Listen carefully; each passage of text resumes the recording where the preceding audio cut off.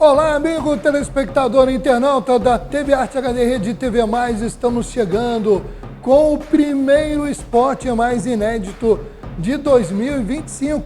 Vamos falar das novidades dos clubes, a expectativa para a estreia do Campeonato Estadual, o Campeonato Carioca começando no fim de semana, os times do Rio na Copinha, Copa Rio-São Paulo de Futebol Júnior, e tem também notícias do esporte nas cidades, como por exemplo a ida de Falcão a Magé. É isso aí, tudo isso você vai conferir a partir de agora no Esporte Mais.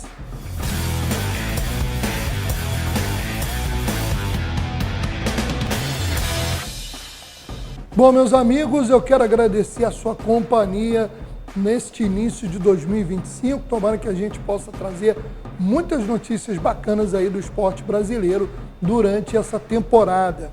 Bom, quem começa meio apreensivo é o supercampeão de 2024, o Botafogo, o campeão brasileiro da Libertadores, perde jogadores importantes, perdeu o Thiago Almada, o Luiz Henrique de saída, perdeu o técnico Arthur Jorge. Vamos falar da situação do atacante Luiz Henrique, que foi tão decisivo na temporada passada. Bom, o Botafogo tem 3 propostas de clubes estrangeiros sobre o Luiz Henrique, sendo que ainda teria uma quarta, mas vamos falar primeiro das propostas da Fiorentina, da Itália, e 2 times da Premier League, da Inglaterra, que ainda não foram divulgados. Mas há ainda a possibilidade de ele retornar para uma empresa, uma equipe, melhor dizendo, dentro de uma empresa da Eagle Futebol, que é a rede do John Textor, o grande patrono aí do Botafogo. E o Luiz Henrique voltaria para a Europa para jogar no Lyon da França. São as possibilidades aí hoje com relação ao jogador. Com a indefinição de treinador, o Botafogo ainda não tem novidades maiores sobre a questão de contratações, né? Porque está esperando justamente a questão aí dos próximos capítulos com relação a quem será o novo comandante do Botafogo fora de campo.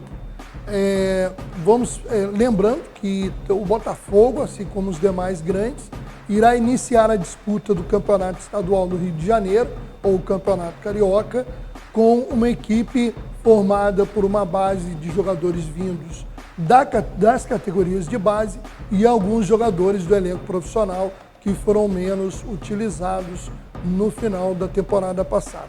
A maioria dos clubes tem feito aí essa junção de jogadores jovens e outros jogadores um pouco mais experientes para começar o campeonato. Vamos falar agora do Mengão. Mengão com o Boto, né, o dirigente português assumindo aí o comando do futebol, é outro que ainda não tem grandes definições. Por um lado, o Flamengo tem uma diferença em relação ao Botafogo, porque já sabe quem é o técnico. Felipe Luiz continua no comando, ele que teve um bom aproveitamento no final de temporada, o recém-tornado aí técnico ainda no meio do ano passado, ex-jogador, né, que chegou a se despedir dos gramados há pouco tempo, e o Felipe Luiz fez um bom trabalho. Agora a gente vai falar de um jogador que ele pediu à diretoria, que está negociando, é um dos poucos nomes que tem sido especulados nesse primeiro momento lá no clube da Gávea. O atacante Juninho, de 28 anos, que atua no Karabag do Azerbaijão, é um nome forte para vir para o Flamengo, aí substituindo Gabriel Barbosa, Gabigol, uma das baixas dessa temporada. O brasileiro já teria aceitado a proposta, um pedido direto do técnico Felipe Luiz. O Juninho teria uma ida encaminhada para o Sevilha da Espanha, mas o próprio Felipe Luiz ligou para o jogador, conversou com ele e a possibilidade de acerto é grande. Já haveria aí um primeiro momento de negociação entre o Flamengo e o Karabag, mas, porém, o Karabag tinha preferência de mandá-lo para o Sevilha, que manteria o jogador na Espanha, na Europa, melhor dizendo, onde isso traria mais visibilidade para futuras negociações. Olha, o Juninho, que saiu cedo do Brasil, né, depois de revelado pelo Atlético Paranaense, e em 2015 foi em 2015 ele surgiu no Atlético Paranaense, em 2019 foi negociado, jogou no Estoril Praia e no Chaves, em Portugal, até chegar no Qarabag em 2023. E teve seu grande ano em 2024, marcando 11 gols e 2 assistências. Tá aí, vamos aguardar o andamento, né, dessa negociação do Juninho, pode ser aí o novo atacante do Mengão. Bom, enquanto Botafogo e Flamengo um tanto quanto devagar aí nas negociações, os dois clubes ainda buscando acertar, o Botafogo, porque está sem técnico, fez uma proposta ao André Jardine, que está na América do México, mas o Jardine resolveu continuar na equipe mexicana, e o Botafogo, porque o Flamengo, falando agora do Flamengo, porque, como eu disse antes, o Boto, né, assumiu a direção do esporte, do futebol, e ele ainda está ajustando ali o seu próprio staff para, né, conversar com a diretoria, nova diretoria, né, o BAP, novo presidente, e o próprio Felipe Luiz sobre contratações e manutenções no elenco. Vamos falar agora do time que mais se mexeu nesse início de temporada. Eu falo do Fluminense. O tricolor tem 7 saídas e 7 chegadas. Vamos relembrar um pouquinho dessa movimentação no elenco do Fluminense. Bom, vamos lá, o Fluminense, vamos primeiro às saídas. John Kennedy já foi anunciado pelo Pachuca do México, time que decidiu aí o título mundial recentemente contra o Real Madrid. O meia Gabriel Pires vai embora para o Panathinaikos da Grécia. O lateral Diogo Barbosa acertou sua transferência para o Fortaleza. Saíram ainda Felipe Alves, Lucumi e o Felipe Melo. E o Marquinhos, atacante que deve ir para o Cruzeiro. Vamos falar agora de quem chega. E para mim, 2 nomes importantes, 2 nomes que podem somar muito no elenco tricolor. O volante Hércules, que vem aí suprir uma carência que o Fluminense tinha desde a saída do André para o futebol inglês. E o Canóbio, que embora o Atlético Paranaense tenha caído para a 2ª divisão do Brasileiro, acho um excelente jogador, um jogador que pode vir a trazer aí bons frutos para o Fluminense. Vamos falar além da chegada desses 2 jogadores, um já confirmado e o outro muito próximo de acertar, outras movimentações do Fluminense. Bom, o Flusão contratou o zagueiro Juan Freitas, que estava no Alianza Lima, o atacante Paulo Baia, que foi artilheiro do Goiás na Série B, o também atacante Joaquim Lavega, do River Plate do Uruguai, e trouxe de volta o goleiro Marcelo Pitaluga, que estava no Liverpool e que foi revelação do próprio Fluminense. Além disso, tem o Canóbio, que estava muito próximo de acertar, e o lateral esquerdo René, ex-Flamengo, que estava no Internacional. São novidades que estarão pintando no Fluminense. Vamos falar agora do Vascão da Gama. O Vasco, dos 4, é o que tem mais dificuldade para contratar, porque o Botafogo está nesse processo de reformulação. O Flamengo aguardando também algumas mudanças. O Fluminense já se mexeu. Agora o Vasco já tem novo treinador, acertou com o Fábio Carille, mas não vem falando muito em contratações, porque está faltando dinheiro. O Vasco ainda deve a jogadores do atual elenco uma condição aí, uma quantia que realmente evita que o Vasco pense em fazer grandes investimentos para esse início de temporada. Mas alguns nomes foram anunciados, entre eles, campeão brasileiro pelo Botafogo, Tietê. E já tem uma brincadeira, tem um meme aí, que o Palmeiras, quando o Tietê saiu na época do Audax, onde ele foi revelado para o Palmeiras. O Palmeiras há muito tempo não era campeão brasileiro, foi depois o Tietê foi para o Atlético Mineiro, que não ganhava o Campeonato Brasileiro desde 1971, foi campeão. E agora ele jogou no Botafogo, o Botafogo foi campeão. Agora ele está indo para o Vasco. Mas dá para imaginar o Vasco sendo campeão brasileiro? Acho pouco provável, né? Mas se ganhar alguma coisa, já é prova de que o Tietê é pé quente. Mas vamos conferir, além do Tietê, quem já acertou, quem está prestes a acertar. O Vasco também acertou, além do Tietê e do técnico Fábio Carille, a chegada do goleiro Daniel Fusato, né, para ser uma sombra aí ao Léo Jardim.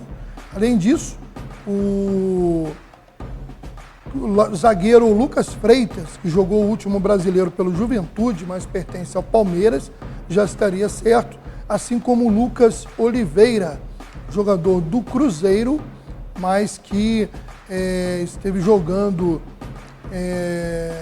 fora do país na última temporada. Ele defendeu o Valladolid na Espanha e o Kyoto Sanga, mas o zagueiro quis voltar ao Brasil em virtude de seu filho ter nascido há pouco tempo e ele quer que o filho seja criado no Brasil, próximo da família. Bom, essas são as movimentações aí, né, dos clubes do Rio de Janeiro, os principais clubes do Rio, e a gente vai daqui a pouquinho falar da abertura do Campeonato Carioca nesse final de semana. Mas antes a gente fala de outra competição que tem vários times do Rio participando, é a Copinha, a Copa São Paulo de Futebol Júnior. E olha só, gente, meu amigo Rodrigo, que está aqui na técnica, quem foi um dos primeiros do Rio a se classificar? Depois de anos nem participando da competição. O América, o Ameriquinha, tem alguns torcedores, se eu falar Ameriquinha, brigam comigo, mas eu sou torcedor do América, o Mecão, que venceu os seus 2 jogos e avançou.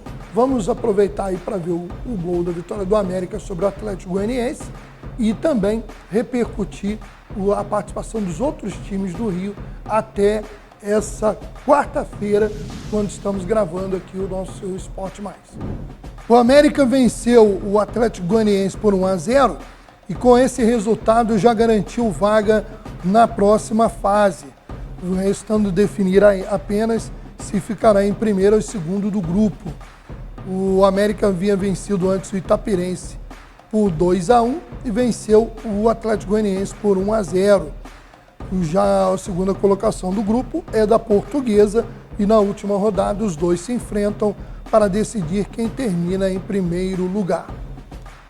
Vamos aí dar um balanço dos outros times do Rio, né, já que são muitos grupos, começando pelo grupo 1. No grupo 1, o Botafogo já havia se classificado com 2 vitórias, faltando definir apenas quem terminaria em primeiro lugar. O Botafogo ou Votuporanguense, que se enfrentam na última rodada.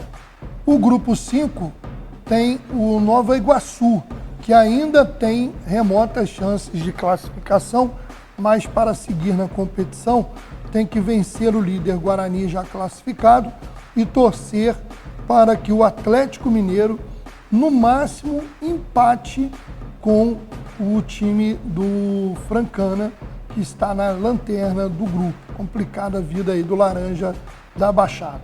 No grupo 10, o Fluminense também já havia garantido vaga, faltando definir apenas quem termina em primeiro lugar, Linense e Fluminense, que jogam nesta quinta-feira. Por outro lado, temos um time do Rio já eliminado, o Madureira, no grupo 16, que perdeu seus 2 jogos, o último para o Bahia por 1-0 e foi eliminado da competição. O Flamengo, no grupo 23, joga nessa quarta-feira à noite. Começou bem, né? Goleou o Cruzeiro da Paraíba por 5-0 e é um dos favoritos para se classificar no grupo 23. O Vasco ainda não conseguiu vencer, está numa situação delicada no grupo 32. O Vasco empatou na segunda rodada por 0-0 com o Canaã, já havia empatado o primeiro jogo e ainda vai depender aí da última rodada. O grupo está muito embolado, né? Então a gente vai ter que aguardar os últimos jogos que serão disputados na sexta-feira. O Vasco enfrenta o Nacional da capital paulista e o outro jogo será aí entre as equipes do Piracicaba, do Canaã. Bom, um balanço aí, né? São muitos grupos, né, gente? 32 grupos, né? Temos aí 7 times do Rio de Janeiro participando da competição, além dos 4 principais times de torcida do Rio, também o América, o Nova Iguaçu e o Madureira. Vamos falar agora justamente do campeonato estadual profissional ou campeonato carioca. A bola começa a rolar nesse final de semana, mas como eu disse no início do programa, muitas equipes jogando com os seus times chamados times mistos. Um time ali com alguns jogadores de base, alguns jogadores que estão no elenco profissional e que não são tão aproveitados. Vamos aí dar uma olhada na primeira rodada do campeonato do Rio de Janeiro. A competição será aberta nesse sábado às 4 da tarde, no Engenhão, com o Botafogo recebendo o Calouro Maricá. Maricá que foi campeão da Série A2 do ano passado e campeão também da Copa Rio. Também no sábado às 4h30 da tarde, em São Januário. Olha só, o mando de campo é do Nova Iguaçu contra o Vasco, mas o jogo será em São Januário porque o Laranja da Baixada não pode receber jogos contra os grandes clubes no seu estádio que não tem a capacidade exigida. O Nova Iguaçu, que é o atual vice-campeão do campeonato estadual, vai receber o Vascão da Gama. Às 19 horas ainda no sábado, lá em Moça Bonita, o Bangu recebe a Portuguesa. 3 jogos no domingo. Às 4 da tarde, o Flamengo joga lá em Sergipe. Primeiro jogo do Campeonato Carioca para o Flamengo será no Batistão, na cidade de Aracaju, capital sergipana. O Flamengo estará enfrentando o Boa Vista. Também no domingo, às 4 da tarde, o Madureira recebe o Volta Redonda. E fechando a rodada, às 19 horas em Moça Bonita, no bairro de Bangu, o Fluminense estará enfrentando o Sampaio Correia, a equipe de Saquarema, que disputa a sua segunda temporada na elite do futebol do Rio de Janeiro.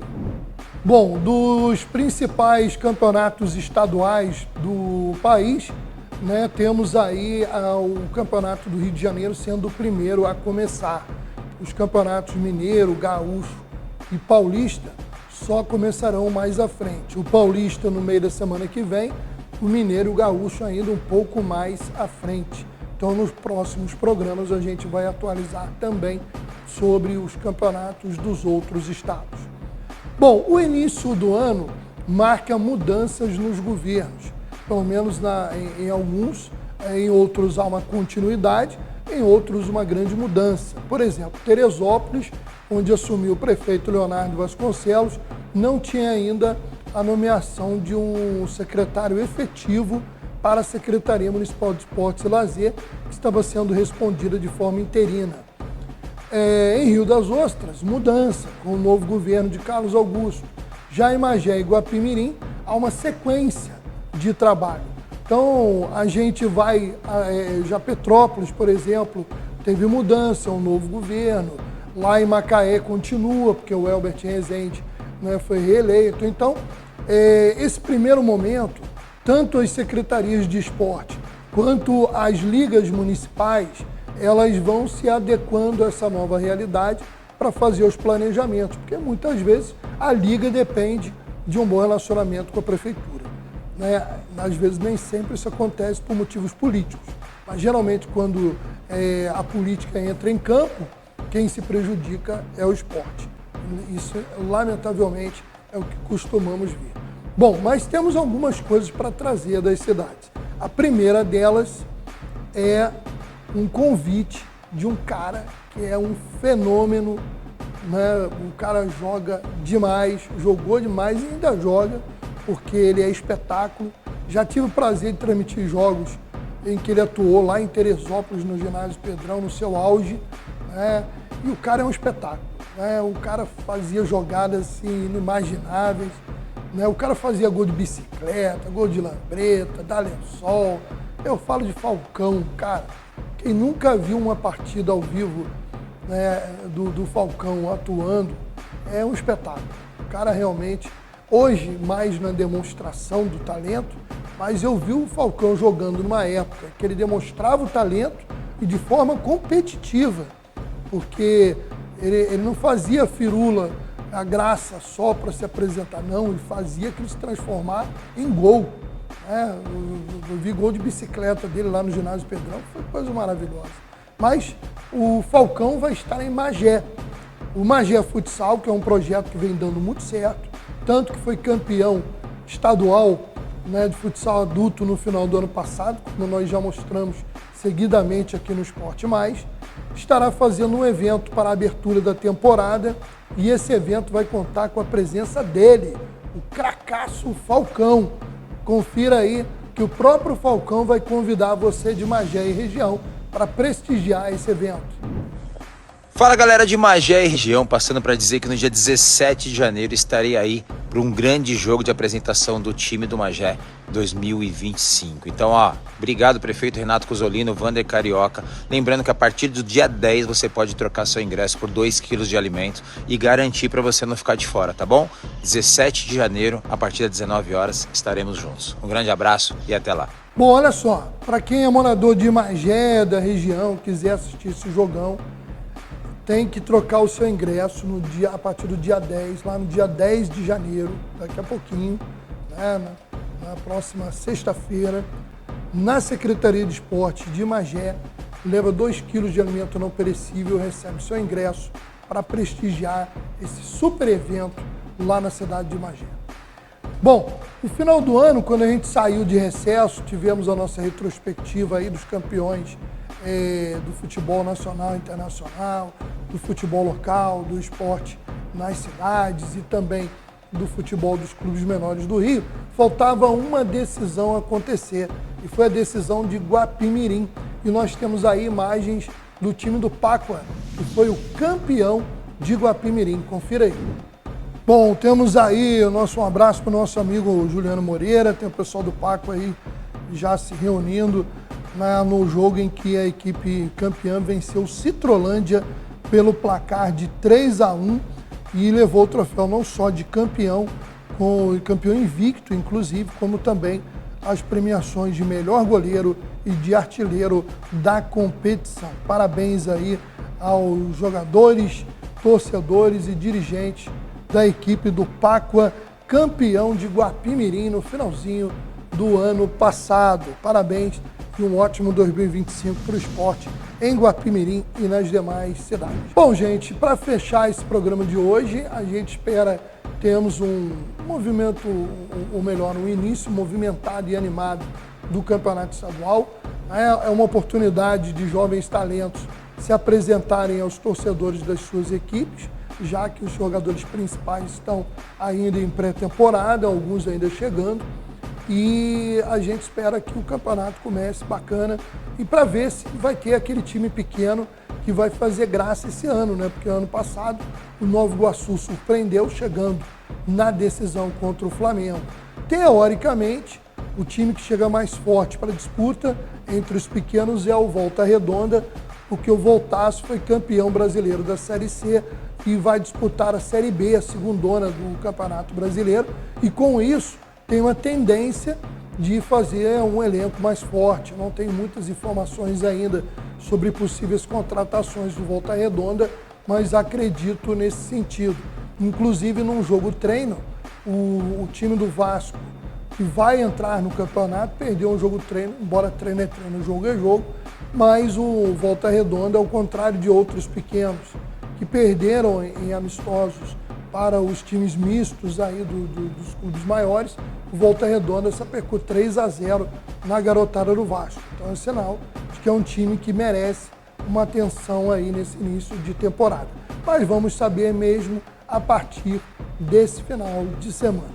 Quero agradecer mais uma vez a sua companhia, desejar que você siga conosco durante todo o ano, agradecer a nossa equipe técnica e até a próxima edição.